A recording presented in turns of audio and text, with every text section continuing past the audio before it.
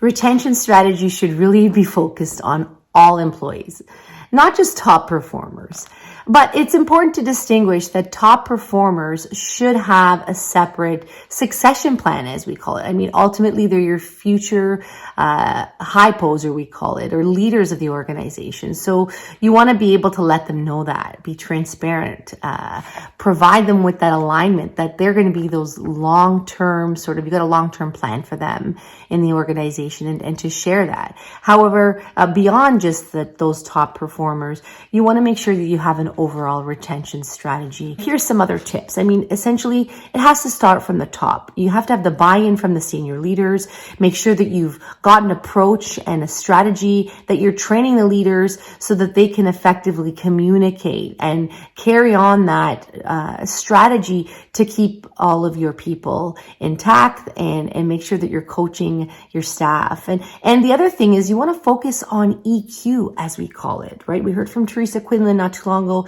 Emotional intelligence is so important. And so to foster that environment and make sure we're being compassionate, the way that we drive those results is a second point.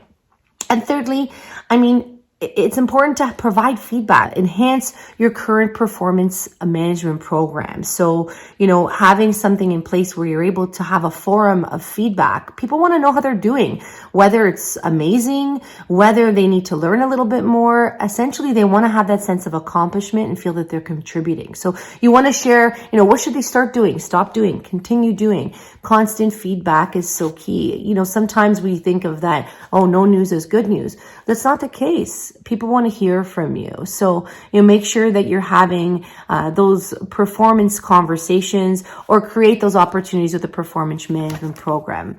Essentially, that employee-employer relationship, it's almost like a marriage. I mean, it takes two to tango, right? So you need to invest in it. You have to have some key things in place and train that partner, if you will, on how to dance. And so that you've got a nice, really flow going at the end of it. So important to have a wonderful strategy and keep that for all individuals amongst the organization, not just your top performers.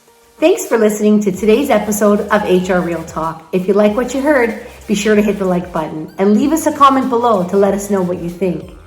Don't forget to follow us every week to hear more answers to your HR questions.